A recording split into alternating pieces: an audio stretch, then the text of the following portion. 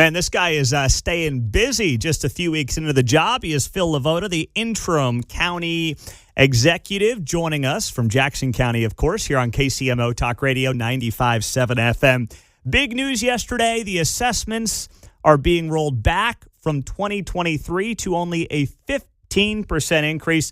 Phil, it's great to have you back on the show. So who does that apply to exactly? Good morning, Pete. Thanks for having me on. I appreciate the honor to. This is a confusing thing, so I want to explain it and talk about it whenever I can. Just briefly, I was sworn in 7 weeks ago, and my mandate was clear and simple to bring tax relief. So we've had several tax policies we rolled out. What we did yesterday is I've heard from so many people that appealed their 2023 tax assessment. It was outrageously high, and they got into the agreement with the Board of Equalization or Assessment Department, and they agreed to an amount. And now later, since we've rolled the taxes back to only 15% on people who didn't appeal, they're saying, well, wait a second, I'm stuck. I'm penalized for going through the appeals process. People are getting 15%, and I took a 40% increase because I was tired of getting the runaround. I felt they were twisting my arm, and I was just exhausted. So I could easily just say, well, that's too bad. You made that agreement. That's two parties. It's a contract. Sorry. But that's not fair. So I use the authority under the charter to go back and take those agreements off the table, and they're going to get the same deal that everybody else got, the 15% in 2023.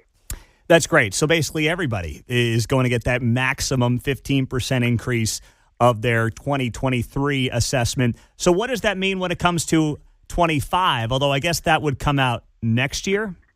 Correct. So, and to be clear, this 2023 that we did yesterday is for the residential people that did appeals. Yeah. We also did the commercial of 2025. What we found is the spring and summer of this last year, the assessment department started really racking up the increase on commercial properties.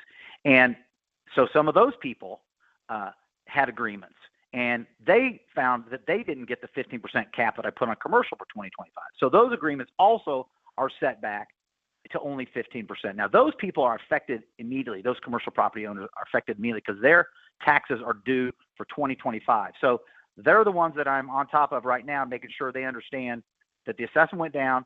Their tax bill will be lower than they thought it was just a couple weeks ago. Mm-hmm. But the other people talk about, the residential people, that's going to be tax credits over the next 3 years. Got it. Okay. So what does this mean then when it comes to how this would impact the property tax side of what people have been paying and what they're expected to pay coming up next year? Next year, there shouldn't be any change from your residential of what you got this year, what your assessment was this year. Also, and I hate to get in the weeds, but it's important, there was a state tax commission order of this year before I took office that said you cannot go any higher than 15% on 2025 residential.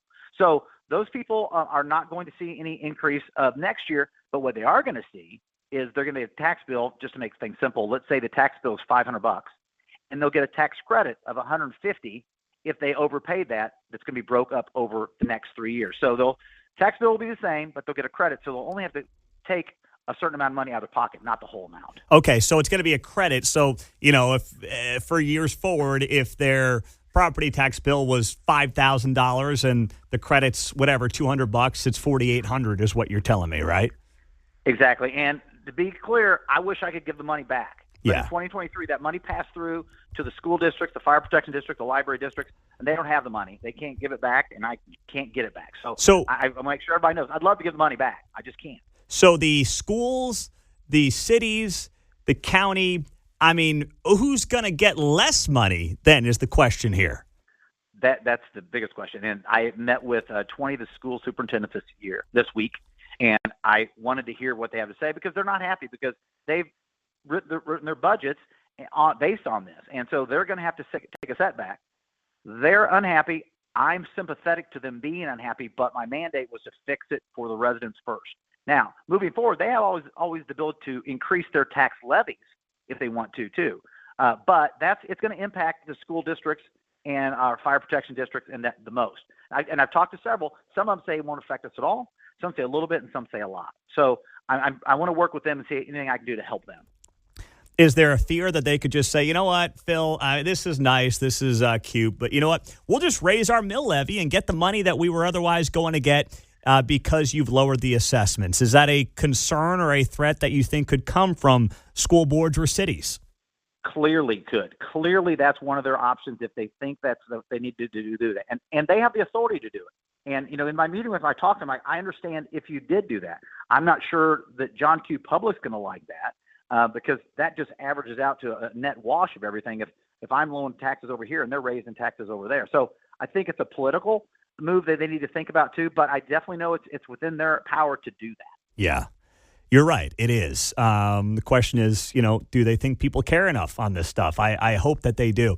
All right. Let me ask you then, just real quick. You've seen the conversations around what's being dubbed Jacksit, and we got to figure out a better name for this. But there's legislation down in Jeff City about potentially Kansas City decoupling from Jackson County. As the interim county executive, are you in favor or are you against this idea? I'll tell you what. First, I'll back up. In politics, they always do these pre-filed bills, and it gets us all talking about it, and you don't know if it has any legs or not, whether it goes anywhere. But since we're talking about it, I don't think it's a good idea because I think Jackson County is so intertwined with the city of Kansas City and the economy and everything. I don't think it's a good idea to break off, and I don't really think that the citizens of Kansas City and the citizens of Jackson County will vote that way.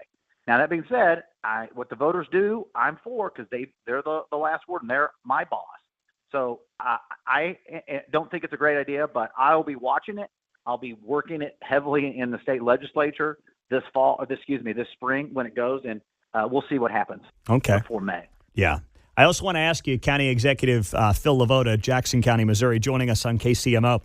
We're up against a deadline here, it seems like, for these two professional sports teams, the Royals and the Chiefs. You have any inkling on what these teams are going to do and how you're going to try to keep one or both in Jackson County? Let me be coy with you. I'm talking to the teams. I'm confident that the teams want to stay in Jackson County.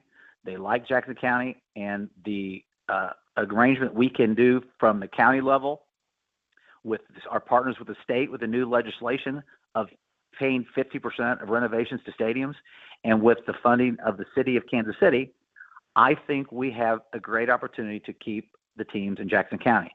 That being said, we're not doing what we did before and package deal of Chiefs and Royals together. We're dealing with them both as different businesses that we want to stay in our jurisdiction. So it'll be Chiefs and Royals separate, but we will be working on both of them. And I'm confident we still have a path to keep them in Jackson County. Now, there is, of course, a local sales tax element that has to come with the state money. So would any kind of county portion of this be done separately, or would it be on the same ticket as it's been for the better part of 20 years with basically splitting this 3/8 sales tax? Yeah, that's important. That's a good point that people need to understand. Right now in Jackson County, we've been paying a 3/8 sales tax for years and years and decades to keep the Truman Sports Complex going. Mm-hmm. So it's not a new tax that would ever be implemented. That would be a part of it. We would ask the voters to continue that, or maybe even reduce it if we're just doing one team at a time. I don't know, but you're right. It would take the people of Jackson County to agree that this is a good thing to do, which I think they will. I think the last time it was on the ballot, they weren't given the information. It wasn't transparent enough, and they said, I don't want to do that. I think moving forward, if we have transparency, good leadership, this combined team of everybody on board and everyone knowing the answers, I think that the citizens are definitely going to be for that. It always seemed like the Chiefs, if there was a place in Missouri, they were just going to stay where they're at, obviously. The Royals, it seemed like there wasn't maybe a location that fit their needs in Jackson County. You believe there is a location that fits their needs based on all the things they want to have and other income streams they want to have around a stadium? You think that location exists in Jackson County? I think there's a couple locations in Jackson County that would fit. And I think the Royals are trying to figure out what the best fit is. We've narrowed it down to North Kansas City, 2 locations in Jackson County and Kansas. And they've sent out surveys, and they're doing their due diligence to see what's the best for them. But I definitely think that the locations in Jackson County are the best fit for them, that they can do everything they want to do. And your point being, it's not just a stadium. They want everything around it. They want to build like a district. And we understand that. It's a business. They don't just want to have just a stadium. They want to have a complex. And I think there's locations in Jackson County where that can work. But what are the two locations in Jackson County? Well, there's the location in Washington Park. Mm-hmm. There's a location at the Gates family owns out by the Truston by the 18th and Vine district over there. Those are two good locations that I know that the teams have looked at, and I'm not sharing what they speak with me about, but I know that they are doing their schematics on all these different locations, and they're doing their due diligence to figure out what would be the best move for them. But I'll tell you what, they're not going anywhere out of our district. They're going to be here. They're going to be here in the greater Kansas City area, but I want them to be in Jackson County. Yeah, understandably so. All right. Thank you very much, Phil Levota. Keep up the great work. Appreciate the time. Thanks, Pete. There you go. Phil Levota, interim Jackson County Executive Director on KCMO. All right. Well, let's see what he can do there. 18th and Vine back in the mix. Yeah. Could be. I don't think it's happening. Yeah, I think that ship sailed, and I wondered if East Village was back in the mix. That's what I thought, yeah. And boy, would I be unhappy if they settled there, not because it's East Village, but because that's the first place they said it, and it could have just been done so long ago. I know. But remember, the folks that own Power and Light, Cordish, they were like, nah, we don't want them there because they're losing. Remember, Power and Light loses $10 million a year. So if you build another entertainment district in the East Village, all you're going to do is split up the revenue that would typically come to downtown, and they lose even more money that gets covered by the taxpayer. I'm with you there, but it seems like in my simple world, why wouldn't the Royals just take over for Cordish? Wouldn't they want out then and say, why don't you guys take it? Well, that was the idea. Possible? Well, yeah. I think part of the idea with the location, the Crossroads last year, was that there might have been a deal between the Royals and Cordish where they would get some of the revenue out of Power and Light. A little closer synergy than the East Village. Because it would have been kind of blocks over. Exactly. It would have been one kind of happy closer. family.